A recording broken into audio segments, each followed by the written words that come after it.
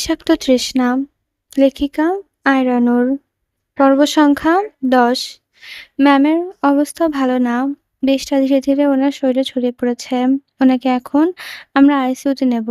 ওনার তো ফুসফুসে আগে থেকেই সমস্যা ছিল, আর পয়জনের জন্য সমস্যাটা আবার বেড়ে গিয়েছে। আমরা আমাদের যথাসাধ্য চেষ্টা করব, কিন্তু কোনো ভরসা দিতে পারছি না। বলে ডাক্তার ভেতরে চলে যান। কিছুক্ষণ পর আয়েশাকে আইসিইউতে নেওয়া হয়। মেহেরাব শুধু ফ্যাল করে তাকিয়ে দেখতে থাকে তার আনাকে। মেহেরাবের কোলে এখনো বাচ্চাটির নিথর দেহটি রয়ে গেছে। মেহেরাব তার দিকে তাকাতেই ডুকরে কেঁদে ওঠে। নিজের প্রথম সন্তান, নিজের অস্তিত্বের নিথর দেহটা বুকের সাথে জড়িয়ে ধরে মেহেরাবের দেওয়ালে ঘেঁষে বসে পড়ে। মেঝেতে আর হাউমাউ করে কাঁদতে থাকে। আর কত আপনজনকে সে হারাবে, আর কত মা-বাবা, বোন, দাদা-দাদি, চাচা-চাচী সবাইকেই তো হারিয়ে ফেলেছে সে। আর কতজনের মৃত্যুর মিছিল দেখতে হবে তাকে। সেও তো মানুষ, আর কত সহ্য করবে বেচারা। তার অনাগত সন্তানও নাভিদের হাত থেকে রেহাই পেল না। নাভিদ তার অনাগত সন্তানের অস্তিত্ব চিরতরে মুছে দিল। মেয়েরা বাচ্চাটির দিকে তাকিয়ে আলতো ভাবে তার মাথায় স্পর্শ করল, আর কাঁদতে কাঁদতে বলে, এমনটা তো হওয়ার কথা ছিল না আম্মু। তোমার তো সুস্থভাবে নিজের আম্মু আম্মুর কোলে আসার কথা ছিল। তাহলে আমাকে কিভাবে নিঃস্ব করে দিয়ে কেন চলে গেলে মা? তোমার আব্বুর কথাটা একবারও ভাবলে না? তোমার আব্বু তো আর কেউ নেই তোমার আম্মুকে ছাড়া। কত স্বপ্ন দেখেছিলাম তোমাকে নিয়ে, সবকিছু এক নিমেষেই শেষ করে গেল। মেহরাবের কথাগুলো শুনে জাহিদও নিজের চোখের পানি আটকে রাখতে পারেনি। আদরের বোনটা যে আজকে সন্তানহারা হলো, একদিন আগে মাকে হারালো, আর আজকে বাচ্চাটাও চলে গেল। এখন পরীক্ষা নিচ্ছে তাদের। জাহিদ মেহরাবের পাশে এসে কাঁধে হাত রাখে। মেহরাব জাহিদের দিকে তাকিয়ে নিজের মেয়েকে বুকে জড়িয়ে কাঁদতে কাঁদতে বলে, এমনটা কেন হলো জাহিদ? ভাগ্য কেন সবসময় আমার বেলায় এত নিষ্ঠুর হয়? আমি কি পাপ করেছি যে ছোট থেকে আমাকে এসব সহ্য করতে হচ্ছে? আর কত মৃত্যুর মিছিল নিজের চোখের সামনে দেখতে হবে আমায়? এর থেকে ভালো তো আমি মরে যেতাম। কোনো এই নিরীহ মানুষগুলোর প্রাণ আমার চোখের সামনে নিতে হচ্ছে। এখন আমি আনাকে কি জবাব দেব? যখন জানতে পারবে যে আমাদের সন্তান আর এই পৃথিবীতে নেই, তখন আমি ওকে কিভাবে সামলাবো? বলো না জাহিদ, কিভাবে সামলাবো আমি ওকে? তুই শান্ত হ মেয়েরা। এই সময় যদি তুই ভেঙে পড়িস, তাহলে আনাসা কি করবে? আনাসাকে তো তোকেই সামলাতে হবে। নিজেকে শক্ত কর। আমি তো পারছি না। আমার মেয়েটা যে আমাকে অসহায় করে ফেলে চলে গেল। আর কত সাজিয়েছিলাম স্বপ্ন। সব তো এক নিমেষেই শেষ হয়ে গেল। আমি কিভাবে আনাকে সামলাবো? কিভাবে ওর সামনে গিয়ে দাঁড়াবো? আমি তো নিজে সামলাতে পারছি না। আমি বাবা হয়ে নিজেকে আটকাতে পারছি না। ও তো মা। ও কিভাবে নিজেকে সামলাবে? তখন মিসেস নীলাভ ভাঙা কণ্ঠে বলে, মেহরাব, তোকে শক্ত হতে হবে। আনায়াসের কথা ভেবে হলেও নিজেকে সামলাতে হবে। মেয়েটা একদিন আগে মাকে হারালো, এখন নিজের সন্তানকে হারালো। আনায়াসকে তোকে সামলাতেই হবে। মেহরাব টলটল চোখে মিসেস নীলার দিকে তাকায়। এরপর নিজের মেয়ের নিথর দেহটার দিকে তাকিয়ে থাকে। জাহিদ বলে, ওকে দাফন করতে হবে। আনায়াসাকে দেখানো যাবে না। ও দেখলে আরো বেশি কষ্ট পাবে। মেয়ের বাবার নিজের ছোট মেয়েটাকে বুকে জড়িয়ে নেয়। কাঁদতে কাঁদতে বলে, তোমার বাবাকে মাফ করে দাও। সে তোমাদের কাউকে সেভ করতে পারেনি। তোমার বাবা অনেক বাজে একটা লোক, যে তোমাকে বাঁচাতে পারলো না। আমাকে মাফ করে দিও। মেহরাব কিছুক্ষণ মেয়েকে জড়িয়ে ধরে কাঁদল। এরপর মেহরাব অগ্নিদৃষ্টি নিয়ে বলে, কিন্তু যে বা যাদের জন্য আজকে তুমি আমাকে আর তোমার মাকে ছেড়ে চলে গেলে, তাদেরকে পাপা কখনোই ছাড়বে না। ছাড়বে না তাদেরকে। তোমার পাপা তাদেরকে মৃত্যুর এতটা জঘন্যভাবে দেবে, যা কেউ কল্পনাও করতে পারবে না। এটা তোমার বাবার প্রমিস আম্মু। তোমার বাবা ওদের কাউকে ছাড়বে না। এরপর মেহরাব উঠে দাঁড়ায়। জাহেদ ও মেহরাবের সাথে উঠে দাঁড়ায়। মেহরাব নিজের মেয়ের লাশটি কোলে নিয়ে সামনে এগোতে থাকে। জাহেদ ও মেহরাবের পেছন পেছন যায়। মাত্র ৫ মিনিটের একটা বাচ্চা। তার ওজন কতই বা হবে? এই ৩০০ বা ৩৫০ গ্রাম। যার শরীরের গঠন এখনো সম্পূর্ণভাবে হয়নি। তার লাশটা যেন মেহরাবের কাছে কয়েক গুণ ভারী বলে মনে হচ্ছে। সন্তানের লাশ একটা বাবার কাছে কি পরিমাণ ভারী হয়, সেটা শুধু সে বাবাই বোঝে। আজকে মেহেরাবও বুঝতে পারছে, এতটুকু একটা লাশ বহন করতে তার হাত পা কাঁপছে, নিঃশ্বাস বন্ধ হয়ে আসছে বারবার। বুকের বাঁ দিকটা থেকে চিনচিন ব্যথা করছে। মেহরাব দাফনের কাজ শেষ করে তার ছোট মেয়েটার কবরের পাশে চুপ করে বসে থাকে। মেহরাবের চোখ দুটো ফুলে গিয়েছে কাঁদতে কাঁদতে। আর কত কষ্টগুলো সেভাবে উপলব্ধি করবে। মেহরাব হারিয়েছে তার নিজের মেয়েকে। মেয়েকে হারিয়ে তার অবস্থা হয়েছে যখন আয়েশা জানবে, তখন তার কি হাল হবে? সে কি আদৌ নিজেকে ঠিক রাখতে পারবে? সে তো মা, সে নিজের সন্তান হারানোর কষ্ট সামলাবে কি করে? বাচ্চার কবরে মেহেরাবের পরিবারের কবরস্থানে দেওয়া হলো। মেহেরাবের বাবা-মার কবরের মাঝে নতুন একটা ছোট্ট কবর যোগ হলো। এই কবরস্থানে এখন ২ টা নতুন কবর হয়েছে। এক হলো নওরিন খানের আর ২য় টি হলো তার মেয়ের অনাগত সন্তানের। মেহরাব কবরটার উপরে পরম যত্নে হাত বোলাতে, বোলাতে আবারও টুকরে কেঁদে ওঠে। আজকে সে কোনোভাবেই নিজের চোখের পানি আটকে রাখতে পারছে না। হঠাৎ করে বৃষ্টি শুরু হয়। মেহরাব সে বৃষ্টিতে মেয়ের কবরের পাশে বসে থাকে। মনে হচ্ছে আজকে কেউ তার কলিজাটা ছিঁড়ে নিয়ে গেছে। নিজের সন্তানকে হারিয়ে মেহরাব একদম ভেঙে পড়ে। জাহিদও মেহরাবের পাশে উঠে দাঁড়ায়। এর আগে কখনোই সে মেহরাবকে এতটা ভেঙে পড়তে দেখেনি। যত যাই হোক না কেন মেহরাব সবকিছু ঠিক সামলে নিয়েছে। যখন আয়েশা তার থেকে পালিয়ে গিয়েছিল তখনও মেহেরাব ভেঙে পড়েছিল। তবে আজকের মতো এতটা না। জাহিদের চোখেও পানি। একদিকে নিজের অনাগত ভাগ্নেকে হারিয়েছে, অন্যদিকে প্রাণপ্রিয় বোনের অবস্থাও আশঙ্কাজনক। জাহিদের মেহেরাব কাঁধে হাত দিয়ে বলে, "মেহেরাব, আমাদেরকে হসপিটালে যেতে হবে। আয়েশার অবস্থা ভালো না।" ভাঙা কণ্ঠ জাহিদের। মেহেরাব চোখের পানি মুছে মেয়ের কবরে হাত রেখে বলে, "আম্মু, তোমার পাপা বেঁচে থাকতে আজকে তুমি কবরে। আমি তোমাকে বাঁচাতে পারিনি। আমাকে তুমি মাফ করে দাও।" কাঁদতে, কাঁদতে মেহরাব কবরের উপর লুটিয়ে পড়ে। কবরটা আঁকড়ে ধরে কাঁদতে লাগলো মেহরাব। জাহিদ মেহরাবকে ওঠানোর চেষ্টা করছে কিন্তু মেহরাব কিছুতেই উঠছে না। জাহিদ উপায় না পেয়ে মেহরাবকে বলে, "মেহরাব, আমাদেরকে জলদি হসপিটালে যেতে হবে। তোরা না ভালো নেই মেহরাব। তুই ওর কাছে যাবি না? সে বেঁচে আছে অন্তত তার কাছে চল।" মেহরাবের চোখের পানি মুছে কবর থেকে উঠে দাঁড়ায়। আর মেয়ের কবরের উপর হাত রেখে বলে, "আম্মু, তোমার বাবা তোমার আম্মুর কাছে যাচ্ছে। কিন্তু যাওয়ার আগে একটা কথা তোমাকে বলে যায়। তোমার পাপা তোমার কবর ছুঁয়ে প্রতিজ্ঞা করছে আম্মু, যে বা যাদের জন্য তুমি আমার থেকে দূরে চলে গেলে, তোমার আম্মুর তো বাজে অবস্থা, তাদের কাউকে আমি ছাড়ব না। একেকজনকে আমি এমনভাবে শেষ করব যেন ওরা কল্পনাও আনতে পারবে না। আমার থেকে আমার সন্তানকে কেড়ে নিয়েছে না? আমার আন্নাকে মৃত্যুর মুখে ঠেলে দিয়েছে ওই জানোয়ারগুলো। ওদের কাউকে আমি ছাড়ব না, কাউকে না।" বলেই মেহেরাব চোখের পানি মুছে উঠে দাঁড়ায় আর টলটলে পায়ে গাড়ির দিকে এগিয়ে যায়। যেহেতু তাড়াতাড়ি মেহেরাবের সাথে যায়। কারণ এখন মেহেরাব মনে হচ্ছে যা চলছে তা কেবল সেই বুঝছে। যদি আনায়াসে ভালো-মন্দ কিছু হয়ে যায় তাহলে মেহেরাব নিজের সাথে আর কিছু ঠিক করতে পারবে না। মেহেরাব একদম চুপ হয়ে গেছে। তার কোনো হেলদোল নেই। আনাসের অবস্থা এখন আশঙ্কাজনক। পয়জন তার শরীরের বেশি ছড়ায়নি কিন্তু পেটের আঘাত পাওয়ার জন্য ইনফেকশনের ব্লিডিং হচ্ছে। ফলে তার অবস্থা খারাপ হয়ে গিয়েছে। হঠাৎ করে আইসিইউ থেকে যেন ডাক্তার বের হয়ে আসে। ডাক্তারকে দেখে মেহরাব জলদি উঠে আসে তার কাছে। মেহরাব অস্থির কণ্ঠে বলে, "ডক্টর, আমার আনা কেমন আছে? ও সুস্থ আছে তো? দেখুন যেকোনো মূল্যে ওকে সুস্থ করে তুলুন। এছাড়া আমার আর কেউ নেই। ওকে প্লিজ সুস্থ করে তুলুন।" ডাক্তার কি বলবে তা তিনি বুঝতে পারছেন না। মেহরাবকে এত অস্থির হতে দেখে আগে তিনি কখনোই দেখেননি। মেহরাব খুব শান্ত এবং স্বাভাবিক কণ্ঠে, তবে খুবই রাগী। কিন্তু আজকে তিনি মেহরাবের চোখে রাগ নয় বরং হারানো ভয় দেখতে পাচ্ছে। এই মেহরাবকে তিনি আগে কখনোই দেখেননি। মেহরাবের মতো এত শক্ত মানুষে যে একটা মেয়ের জন্য এতটা ভেঙে পড়বে সেটা তিনি কখনো ভাবতে পারেননি। অথচ ডাক্তার তো জানেনই না যে আনায়াসের জায়গায় মেহরাবের জীবনে ঠিক কোথায় অবস্থান করছে। ডাক্তার আমতা, আমতা করে বলে, "স্যার, আমরা আমাদের সর্বোচ্চ দিয়ে চেষ্টা করছি। বাকিটা আল্লাহর উপর। উনি যদি চান তাহলে ম্যাম সুস্থ হয়ে উঠবেন।" ডাক্তারের কথাগুলি বেশ ভয়ে, ভয়ে বলেন। কারণ তিনি মেহেরাবের রাগ সম্পর্কে অবগত। হয়তো এতক্ষণে মেহেরাব তার মাথার বন্দুক তাক করবে। কিন্তু ঘটনা পুরো উল্টে গেল। এবার মেহেরাব তার আগের মেহেরাবের আকাশ-পাতাল তফাৎ খুঁজে পাচ্ছে ডাক্তার। আগের মেহেরাব চট করে রেগে যেত। কোনো কিছু বুঝতে চাইত না। যেটা সে ভালো মনে করত সেটাই করত। কিন্তু গত ১ মাসে আনায়াসার বদৌলতে মেহেরাবের মধ্যে চলছে অমূলক এক পরিবর্তন। যে মেয়েরা কখনোই কথায়, কথায় ছোটা ছাড়া অন্য কিছুই করতে পারত না, যার কথার উপর আনায়াসা কোনো কথা বলতে পারত না, করলেই সেখানে টর্চার শুরু হয়ে যেত, সেই মেয়েরা বদলে গিয়েছে আজ। এখন আর সেই আগের মতো কথায়, কথায় সে রাগ করে না। বাস্তবতাকে মানতে শিখে গিয়েছে মেহরাব। গত ১ মাসে আনায়াসা বেশ চিল্লাপাল্লা করেছে তার উপর, হুটহাট করেছে। গত কয়েকদিনে আনায়াসার আগের চেয়েও বেশি জেদি হয়ে গিয়েছে, বদমেজাজি হয়ে গিয়েছে। যেটা মেহরাব আনায়াসার প্রতি তার ভালোবাসাকে আরো বাড়িয়ে দিয়েছে। আনায়াসার ছোট, ছোট আবদার, তার অভিমান, তার রাগ সবকিছুই মেহরাবের ভালো লাগতো। দুর্বল হতে শুরু করেছিল সে, কিন্তু দুর্বল হয়ে গিয়েছে সে আনায়াসার উপরে। সে ছাড়তে পারবে না তার জীবনের কোনোভাবেই আনায়াসাকে। কল্পনা করাও দুষ্প্রভ। মেহরাব জেহেরায়ের যার জীবনে কোনো দুর্বলতা ছিল না, তার জীবনে এখন একটা মেয়ের দখল চলে গিয়েছে। এখন প্রতিটি নিঃশ্বাস মেহরাবে তার আন্নাকে ফিল করতে পারে। যে মেয়েরা বাবা-মায়ের মৃত্যুর পর কখনো আল্লাহর দরবারে হাত তোলেনি, সেই মেয়েরা প্রতিদিন ৫ ওয়াক্ত নামাজ আদায় করেছে। সবগুলো রোজা রেখেছে। এমনকি আনাসের সাথে মাঝরাতে উঠে তাহাজ্জুদ নামাজও পড়েছে।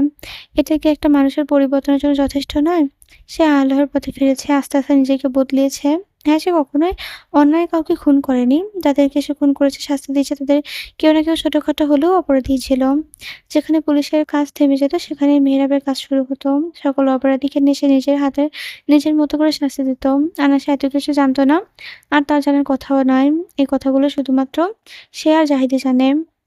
জাহিদ খুব ভালো করে জানে যে মেহরাব কখনোই একজন খারাপ মানুষ ছিল না। পরিস্থিতি তাকে খারাপ হতে বাধ্য করেছিল। তার ভালো দিকগুলো মনের কোণে বছরের পর বছর ধরে স্তূপের মতো চাপা পড়েছিল। কিন্তু আনায়েশা মেহরাবের সেই ভালো দিকগুলো বের করতে সক্ষম হয়েছে। আর ফলস্বরূপ আজকে মেহরাব এতটা শান্ত। সে হঠাৎ রেগে যায় না। কিন্তু যখন রেগে যায় তখন তাকে সামলানো দুষ্কর হয়ে উঠবে। ডাক্তার কথাগুলো শুনে মেহরাব বুকে হাতে দিয়ে ধপ করে বসে পড়ে। জাহিদ মেহরাবের দিকে তাকায়। দেখতে পায় মেহরাব হঠাৎ করেই ঘামছে। তার শ্বাস নিতেও কষ্ট হচ্ছে। সেটা দেখেই বোঝা যাচ্ছে। জাহিদ তাড়াতাড়ি করে একজন ডাক্তারকে ডেকে আনে। ডাক্তার মেহরাবের চেকআপ করে তাড়াতাড়ি কেবিনে নিয়ে যায়। কিছুক্ষণ পর ডাক্তার বের হয়ে আসে। জাহিদকে বলে, "ওনার মাইন্ড হার্ট অ্যাটাক হয়েছে।" কথাটি শোনা মাত্রই জাহিদ ২ কদম পিছিয়ে যায়। কয়েক ঘন্টার মধ্যে তাদের পরিবারের উপর একই দুর্যোগ নেমে আসলো। ডাক্তার আবার বলল, "অতিরিক্ত টেনশনে উনার এই অবস্থা হয়েছে। যতটা সম্ভব উনাকে টেনশন ফ্রি রাখতে হবে। আমরা উনার ঘুমের ইনজেকশন দিয়েছি।" প্রায় ১ দিন হতে চলল। আনাশা আইসিইউতে ভর্তি আছে। এখন তার জ্ঞান ফেরেনি। কিছুক্ষণ আগে মেহরাব ঘুমের ইনজেকশনের রিঅ্যাকশন কেটে গিয়েছে। জ্ঞান ফেরার পরই মেহরাব আনাশার কাছে যাওয়ার জন্য ছটফট করছে। শেষে জাহিদের কোনো উপায় না পেয়ে ডাক্তারের সাথে কথা বলে মেহরাবকে আইসিইউতে ঢুকতে দেয়। তবে মেহরাব একাই আইসিইউতে যেতে পারবে তার আনার সাথে দেখা করতে। আইসিইউর ঘরটা অদ্ভুতভাবে নিস্তব্ধ। শুধু মেশিনগুলোর টিপ, টিপ শব্দে পুরো রুমটা ছেয়ে আছে। আনাশা নিথর দেহটা পড়ে আছে আইসিইউর সাদা বেডের উপর। চোখ দুটো বন্ধ, মুখটা ফ্যাকাশে। তার মুখে অক্সিজেন মাস্ক লাগানো আছে। মেহরাব ধীর পায়ে আনাসের বেডের দিকে এগিয়ে আসে। তার পা দুটো অসম্ভব রকমের কাঁপছে। কই আগে তো কখনো তার সাথে এমন হয়নি। সে আনায়াসাকে তো কতবারই এই হসপিটালের বেডে দেখেছে। তখন তো তার এমন ফিল হয়নি। তাহলে এখন কেন হচ্ছে? যদি তার আনার কিছু হয়ে যায় তাহলে সে নিজেকে কিভাবে ঠিক রাখবে? আনাকে ছাড়া তার জীবন কল্পনা করাই অসম্ভব। আনার সাথে তার প্রতিটা নিঃশ্বাসে মিশে গিয়েছে। তার আনা যখন জানতে পারবে যে তার বাচ্চাটা আর পৃথিবীতে বেঁচে নেই, সে কিভাবে তার আনাকে সামলাবে? মেহরাব একটা টুল টেনে আনাসের পাশে বসে কাঁপা, কাঁপা হাতে আনাসাকে বাঁ হাতটা নিজের হাতের মুঠোয় নেয়। আনাসের হাতগুলো একদম ঠান্ডা হয়ে আছে। মেহরাব আনাসের হাতটা নিজের ২ হাতের মুঠোয় নিয়ে আলতো করে ঠোঁট ছোঁয়ায়। তার চোখের কোণ দিয়ে টপটপ করে জল গড়িয়ে পড়ছে। মেহরাব এক হাত দিয়ে চোখের পানি মুছে আনাসের মাথা হাত বুলাতে থাকে। মাথায় হাত বুলাতে, বলতে মেহরাব বলে, "আনা, ওঠ না। তোকে এভাবে দেখে আমার খুব কষ্ট হচ্ছে। তুই আমার সাথে জেদ কর, আমার সাথে অভিমান কর। কথা না বলে থাক। আমার উপর রাগ কর। তাও ওঠ আনা। তুই ওঠ। আমার সাথে একটু ওযু কর। একসাথে নামাজ পড়ব। তোর পাশে জায়নামাজ বিছিয়ে একসাথে মসজিদে আল্লাহর দরবারে হাত তুলব। আমি ভুল করে তুই শিখিয়ে দিবি।" কিছুক্ষণ চুপ করে মেহরাব নিজের কান্না আটকায়। আবার বলে, "আমি বলেছিলাম না, না যে আমার আম্মু হবে। সত্যি আম্মুই হয়েছিল। কিন্তু আমি তো আমার মাকে ধরে রাখতে পারলাম না। ওই জানোয়ারটা আমার মেয়েটাকে ছাড়ল না। সব শেষ করে দিয়েছে ওই জানোয়ারটা। না, আমি তো নিজেকে আটকাতে পারছি না।" বলেই মেহরাব আবার কাঁদতে শুরু করে। অনেক কষ্টে সে নিজের চোখের জল আটকায়। কিন্তু নিজের মেয়ের কথা মনে পড়তে আবারও বাচ্চাদের মতো কাঁদতে থাকে। মেহরাব আনাসের হাতটা ধরে কপালে ঠোঁট ছুঁয়ে কাঁদতে, কাঁদতে বলে, "আনা, এখন তো তুই ছাড়া আমার আপন বলতে আর কেউই রইল না। তুই অন্তত আমাকে ছেড়ে যাস না। আমি তোকে ছাড়া পৃথিবীতে থাকতে পারব না। প্লিজ থাক। আমার দিকে তাকা। আমাকে এই স্বার্থপর পৃথিবীতে একা রেখে যাস না। তোর কিছু হয়ে গেলে আমি বড় অসহায় হয়ে যাব।" মেহরাবের চোখের পানি মুছে আবার বলে, "আনা, ওঠ। শুনতে পাচ্ছিস না আমার কথা? ওঠ না। তুই আমার জীবনে আসার পর থেকে আমার জীবনটা ২ টা লক্ষ্য ছিল। ১ ওই নাবিদের সাথে প্রতিশোধ নেওয়া, আর ২ তোকে পৃথিবীর সকল বিপদ থেকে আগলে রাখা। আনা, শুরুতে তোকে প্রতিশোধ নেওয়ার জন্য নিজের কাছে আনলেও আস্তে, আস্তে আমি তোর মায়ায় পড়ে গিয়েছি। সেই মায়া এতটা তীব্র যে সেই মায়া আমাকে মৃত্যুর আগ পর্যন্ত কাটতে দেবে না। আনা, প্লিজ ওঠ। আমি তো তোকে কথা দিয়েছিলাম যে ওই নাভিদ আর নাবিলকে ওদের কাজের উচিত শিক্ষা দেব। তুইও তো আমাকে কথা দিয়েছিলি যে তুই আমাকে কখনো ছেড়ে যাবি না। তাহলে উঠছিস না কেন? ওঠ।" মেহরাবের বুকের ভেতরটা অস্থির, অস্থির করছে বারবার। মেহরাব আর কোনো কথা না বলে চুপ করে আয়েশার হাতটা শক্ত করে ধরে সেখানে মাথা এলিয়ে দেয়। ওনার শরীরে আমরা এলএসডি ড্রাগস পেয়েছি, যার জন্য উনি অনেক কিছু উল্টোপাল্টা হ্যালুসিনেট করছিলেন। আগেও এমন হয়েছে, এমনকি যেটা ওনার সাথে ঘটেওনি সেটাও উনি হ্যালুসিনেট করছিলেন। এটা নিয়ে প্রায় ৩য় বারের মতো ওনার শরীরে ড্রাগস পুশ করা হয়েছে। মানে এর আগে ২ বার করা হয়েছিল। হয়তো ১ম বার পুশ করায় ওনার শরীর যেটা আম সাপোর্ট করতে পারেনি। তাই ওনার মেন্টাল হেলথ এ একটা অবনতি হয়েছিল। আর তার উপর ওনার মাইন্ড অ্যাটাকও হয়েছে। এখন ওনার লাইফ রিস্ক আছে। কথাগুলো বলল ডাক্তার। ডাক্তারের কথা শুনে জাহিদ বলে, "এখন তাহলে কি করব ডাক্তার?" সত্যি বলতে ওনাকে একদম ফ্রি টেনশনে রাখতে হবে। আর খুব নিয়ম মতো ওনার চলাফেরার দিকে খেয়াল রাখতে হবে। নয়তো লাইফ মেইনটেইন করা অনেক দুষ্কৃতিকর হয়ে উঠতে পারে। অতিরিক্ত টেনশনের ফলে হিতে বিপরীত হতে পারে। ওকে, আমি কিভাবে বোঝাবো? আনার যা অবস্থা, আর আপনি মেহেরাবকে তো দেখলেনই সামনে থেকেই। ও কি পাগলপ্রামই না করছিল আনার জন্য। এখন আনার যদি কিছু হয়ে যায় তাহলে ওকে সামলানো মুশকিল হয়ে যাবে। সেটা তো আমি দেখতেই পেলাম। উনার মেন্টাল হেলথ যে খুব সেনসিটিভ হয়ে গিয়েছে, খারাপ এমন প্রভাব পড়বে এটা স্বাভাবিক। বেশ ছোট থেকে উনার মেন্টাল হেলথ একদম ভালো না। উনি হয়তো কোনো ট্রমার মধ্যে দিয়ে গিয়েছিলেন, যে ট্রমাটাই এখন অনেক বড় আকার ধারণ করেছে। এখন তাহলে কি উপায়? উনি যে পরিমাণে মেন্টাল প্রেশার এর মধ্যে দিয়ে যাচ্ছেন, ১ম এ সেই প্রেশারটা কমাতে হবে। হয়তোবা সেই প্রেশারটা কমালে উনি আগের মতো সুস্থ পথে যেতে পারেন। ওর মেন্টাল প্রেশার কমানোর একটা উপায় আছে, আর সেটা হলো আনায়েশা। একমাত্র আনায়েশাই পারবে ওকে ঠিক করতে। কিন্তু আনায়েশার অবস্থাও তো এখন তেমন ভালো না। আমি ওনাকে অবজারভেশন এ রেখেছি। ২৪ ঘন্টা পার না হলে কিছুই বলতে পারছি না। পিটপিট করে চোখ মেলে তাকালো আনায়েশা। বাঁ হাতের তালুর ওপর ভারী কিছু অনুভব করতেই সেদিকে তাকায় আনায়েশা। সেদিকে তাকাতে আনায়েশা দেখে যে মেহেরাব তার হাত দিয়ে নিজের ২ হাতের মুঠোয় নিয়ে রেখেছে, মাথা হেলিয়ে দিয়েছে, ঘুমাচ্ছে। মেহেরাবের শরীরটা খারাপ হয়, সে আনায়াসের হাতের ওপর মাথা রেখে ঘুমিয়ে গিয়েছে। আনায়াসের মুখে এখনো অক্সিজেন মাস্ক লাগানো আছে। আনায়াসের ডান হাতে ক্যানুলা ধরানো রয়েছে। ধীরে, ধীরে আ ডান হাতটা পেটের উপর রাখতে আনায়াসা আর্তনাদটা কেঁপে উঠল। "কি ব্যাপার? আমার পেটটা আগের থেকে নিচু লাগছে কেন? তারপর কিছু হয়নি তো?" মনে, মনে কথাগুলো আওড়ায় আনায়াসা। আনায়াসা আস্তে করে বাঁ হাতটা মেহেরাবের হাতের মাঝ থেকে সরিয়ে অক্সিজেন মাস্কটা খুলে ফেলে। যদিও শ্বাস নিতে কষ্ট হচ্ছে তার, কিন্তু তাও খুলে ফেলে। এরপর বাঁ হাত দিয়ে ডান হাতের ক্যানুলা খোলার চেষ্টা করতে লাগে আনায়াসা। তখন একজন নার্স আনায়াসার কাছে এসে তাকে আটকায়। বলে, "এ কি ম্যাম, ক্যানুলা খুলছেন কেন? একটু আগেই আপনার জ্ঞান ফিরেছে। এটা খুললে আপনার সমস্যা হতে পারে। আর আপনি অক্সিজেন মাস্কটা খুলেছেন কেন? আপনার তো শ্বাস নিতে কষ্ট হচ্ছে।" বলে নার্সটি আনায়াসার মুখ থেকে অক্সিজেন মাস্কটা আবার লাগিয়ে দিতে যাবে। এমন সময় আনায়াসা তাকে বাধা দিয়ে ক্ষীণ স্বরে বলে, আমার বাবু কোথায়? ও ঠিক আছে তো? আমার পেটের বাবু নেই। তাহলে ও কোথায়?" নার্সটা হতমত খেয়ে যায়। তিনি কিছুই বলতে পারেন না। আর বলবে বা কিভাবে? তার সন্তান তো একদিন আগেই এই পৃথিবীর মায়া ত্যাগ করে চলে গিয়েছে। নার্সটি একদম চুপ করে আছে। তাই আয়েশা উত্তরের আশা না করে উঠতে নিলে তলপেটে ব্যথা অনুভব করে। সাথে, সাথে মৃদু চিৎকার দিয়ে ওঠে। আয়েশার চিৎকার শুনে মেহেরাব ঘুমটা ভেঙে যায়। মেহেরাব বেডের দিকে নজর দিতেই দেখতে পায় যে আয়েশা চোখ মুখ কুঁচকে হালকা হেলান দিয়ে বসে আছে। আয়েশার জ্ঞান ফিরেছে দেখে মেহেরাব তাকে জড়িয়ে ধরে। আচমকা মেহেরাব জড়িয়ে ধরায় আয়েশা একটু ভয় পেয়ে যায়। নিজেকে সামলে নিয়ে নিজের শরীরের সবটুকু শক্তি দিয়ে মেহেরাবকে নিজের থেকে সরায়। মেহেরাব বেশ অবাক হয়ে যায় আয়েশার ব্যবহারে। আয়েশা মেহেরাবের দিকে ঘৃণা চোখে তাকায়। এরপর মুখ দিয়ে ঘুরিয়ে নেয় নার্সের দিকে। তাকিয়ে বলে, "আমার বাবু কোথায়?" কথাটা জোরে বলে আয়েশা। তলপেটে আবারও টান লাগে। আয়েশা বাঁ হাত দিয়ে তলপেটে চেপে ধরে ছলছল নয়নে নার্সের দিকে তাকিয়ে আছে, নিজের প্রশ্নের উত্তরের অপেক্ষায়। মেহেরাব চোখজোড়া আবারও ঘোলাটে হয়ে আসে, কিন্তু সে নিজেকে সামলে নিয়ে নার্সকে ইশারা করে চলে যাওয়ার জন্য। নার্স মেহেরাবের ইশারা দেখে রুম থেকে চলে যায়। হঠাৎ নার্সটি বের হয়ে যাওয়ায় আয়েশা অবাক হয়ে যায়।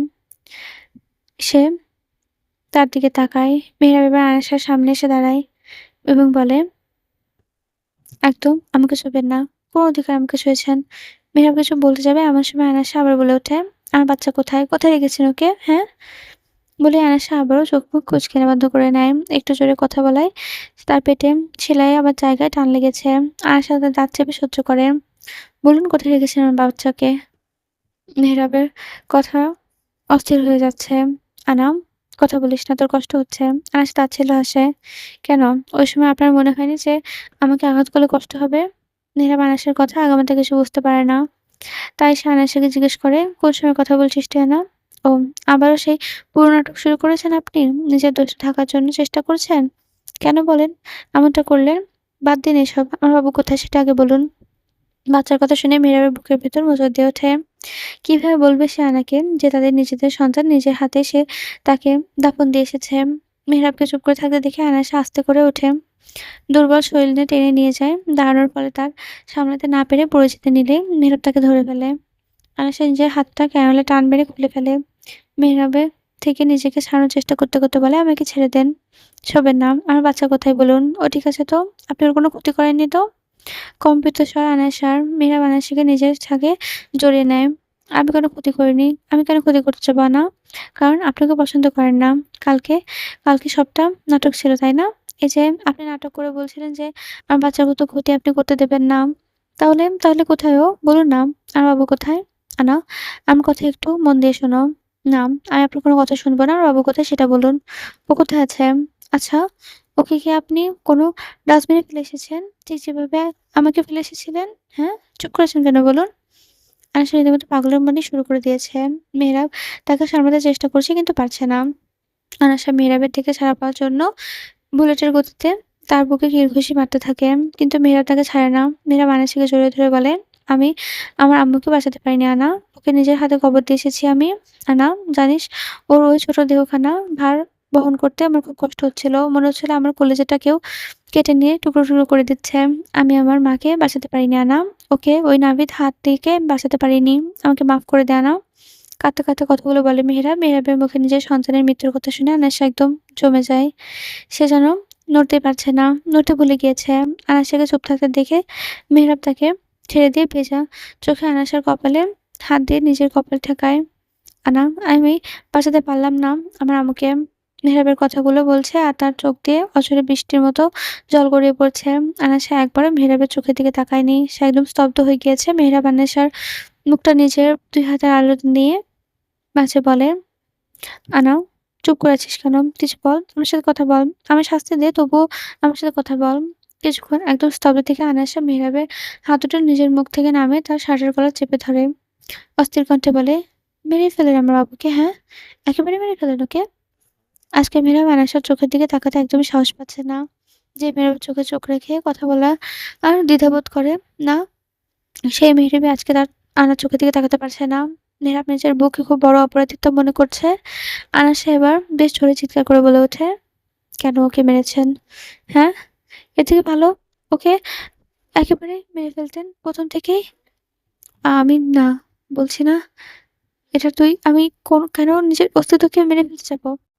কেন নাটক করছেন? এতগুলো দিন আপনি আমাকে অনেক অবহেলা করেছেন, কষ্ট দিয়েছেন, টর্চার করেছেন, বাজে, বাজে কথার মাধ্যমে আমাকে আঘাত করেছেন। আমি তো সবটা মুখ বুজে সহ্য করে নিয়েছিলাম। তাহলে কেন?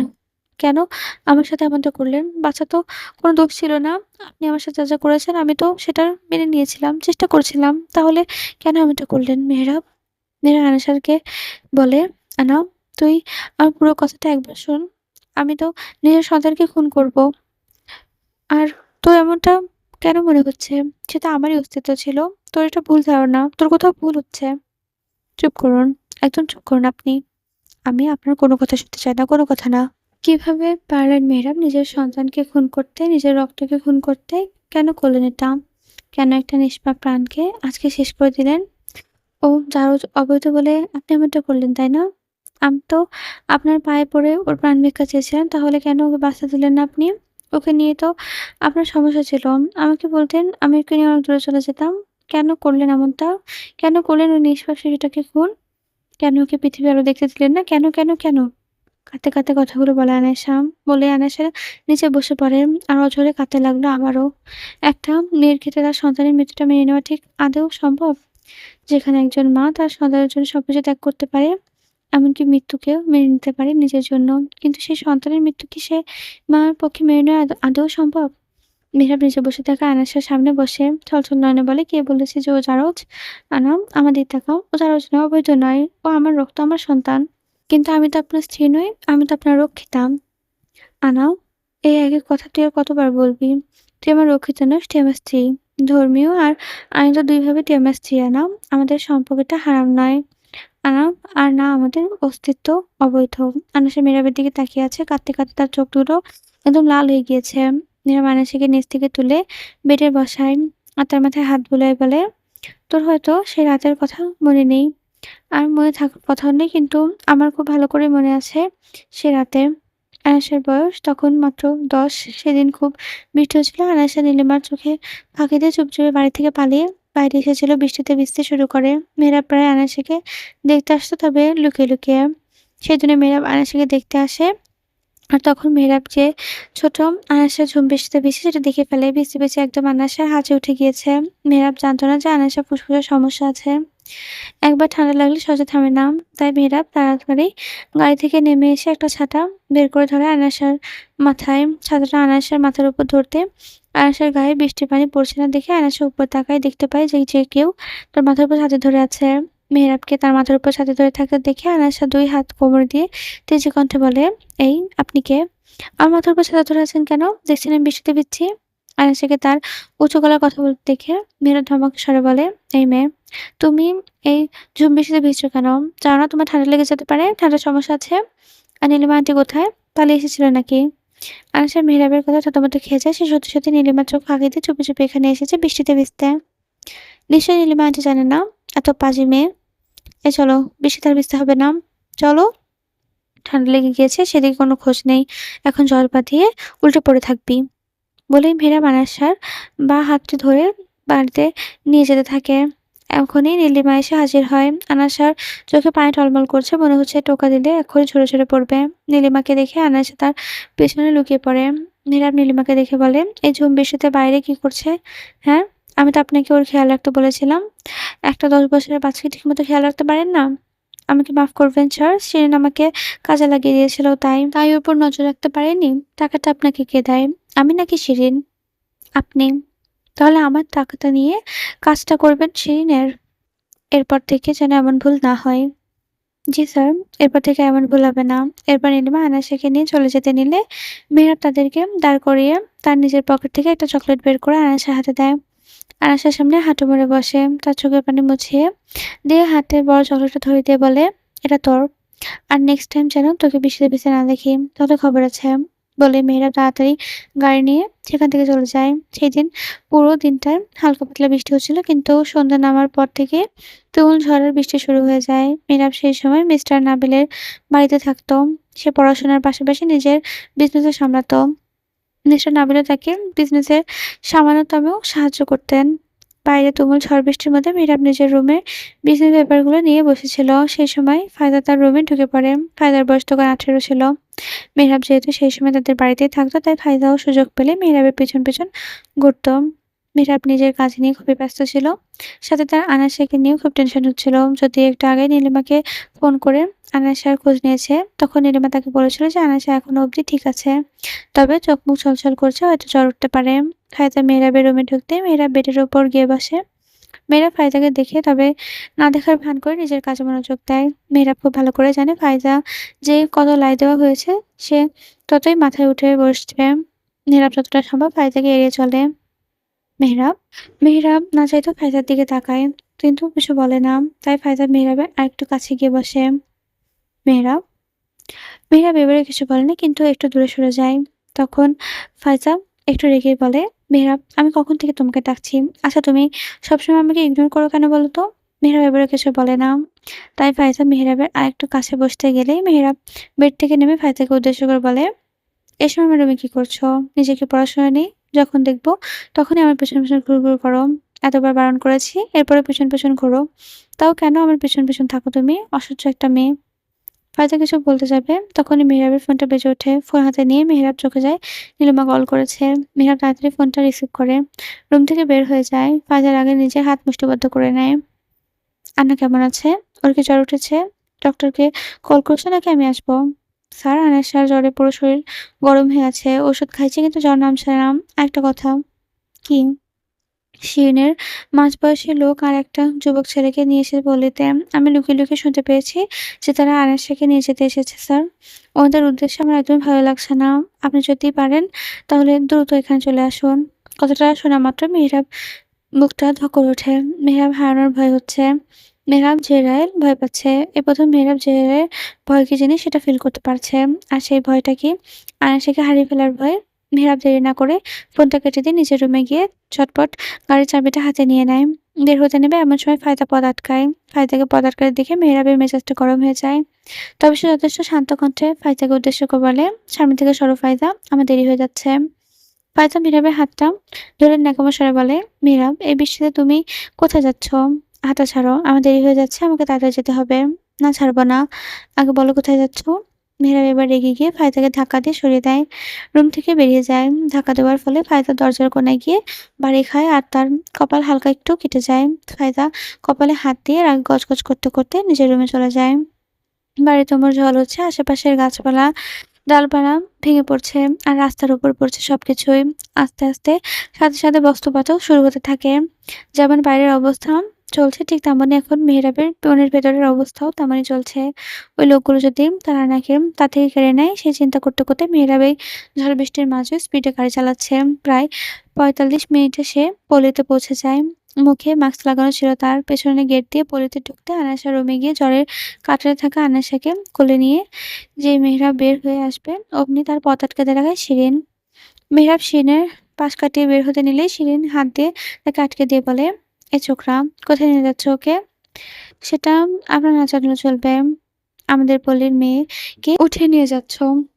আর আমরা জানতে চাইলেই দোষ? হুম? এই কোন সাহসে নিয়ে যাচ্ছ ওকে?" মেহরাব চোয়াল শক্ত করে বলে, "আমার জিনিস আমি নিয়ে যাচ্ছি।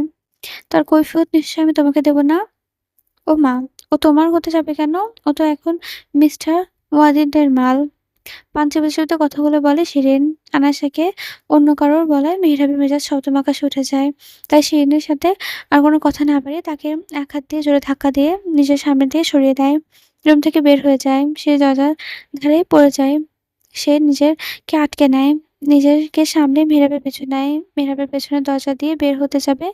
তখনই সেই ওহিদ নামের মাঝবয়সী লোক এবং তার ছেলে মেহরাবের পথ আটকে দাঁড়ায়। "এই ছোকরা, আমাদের মাল নিয়ে যাচ্ছ কোথায় তুমি? হ্যাঁ? মোটা অঙ্কের টাকা দিয়ে একে কিনেছি আমি। ওকে নিয়ে কোত্থাও যাওয়া যাবে না।" লোকটার মুখের মাল শব্দটা শুনে মেহরাবের মাথায় আগুন জ্বলে যায়। মেহরাব আনিশাকে নিজের বুকে শক্ত করে চেপে ধরে এক হাতে লোকটার নাক বরাবর একটি ঘুষি দেয়। হঠাৎ ঘুষি মারে লোকটি চমকে যায় আর নাক চেপে ধরে বসে পড়ে। লোকটির সাথে আসা তার ছেলে তখন মেহরাবের দিকে এগিয়ে আসে। মেহরাব এক হাত দিয়ে সে ছেলেটিকেও আঘাত করে। এদের সাথে লড়াই করতে মেহরাবের এক হাতে যথেষ্ট। মেহরাব তাদের দুজনকে মেরে তাড়িয়ে দেয়। নিজের গাড়িতে উঠে বসে। গাড়ি ওঠার আগে সেই ছেলেটি পেছন থেকে মেহরাবকে আঘাত করতে চায়। মেহরাব তাড়াতাড়ি আনাশাকে গাড়িতে শুইয়ে দিয়ে ছেলেটিকে উত্তম মধ্যম দিয়ে গাড়িতে উঠে বসে। এরপর গাড়ি স্টার্ট দিয়ে হসপিটালের উদ্দেশ্যে ড্রাইভ করতে শুরু করে। কিছুক্ষণের মধ্যে হসপিটালে পৌঁছে যায় ওরা। এর মধ্যে আনাসের শরীর খারাপ হয়ে যায়। আনাসের জ্বরে ছোট শরীরটা থরথর করে কাঁপছে। মেহরাব আনাসেকে বুকে আগলে নিয়ে হসপিটালে ঢুকে পড়ে। আনাসেকে কেবিনে দিয়ে ডাক্তারের কাছে যায়। এরপর ডাক্তার আনাসের ট্রিটমেন্ট শুরু করে। মেহরাব জানতো আনাসা এমন কিছু হবে। আনাসা বৃষ্টির পানি মোটেও সহ্য করতে পারে না। মেহরাব কেবিনে বাইরে দেওয়ালের সাথে হেলান দিয়ে দাঁড়িয়ে আছে। ভয়ে তার হাত পা কাঁপছে। আনাসের কন্ডিশন ভালো না। এখন যদি আনাসের কিছু একটা হয়ে যায় তখন কি হবে? মেহরাব নিজের মতো বলতে লাগলো, আমার যদি এখন কিছু হয়ে যায় তাহলে আমি প্রতিশোধ কার থেকে নেব?" মেয়েরা প্রতিশোধের কথা বললেও তার অবচেতন মন তো শুধু আনাসিকে হারানোর ভয় পাচ্ছে। আসলে মেহরাব যে তারানকে ভালোবাসে সেটা সে বুঝতে পারছে না। হসপিটালে থেকে যখন সদ্য জন্মানো আনাসিকে কোলে নিয়ে মেহরাব পালিয়ে এসেছিল আনাসিকে মারার জন্য, তখন মেহরাব আনাসিকে মারতে পারেনি। কারণ সে তার ছোট্ট আনার হাসির মায়ায় পড়ে গিয়েছিল। সেই মায়া যতটা শক্তিশালী ছিল যে মেহরাবের মৃত্যুর আগ অব্দি সেই মায়া থেকে বের হতে পারবে না তার সন্দেহ আছে। কিন্তু মেহরাব তো বুঝতে পারছে না যে সে আনাশাকে ভালোবেসেছে নাকি না।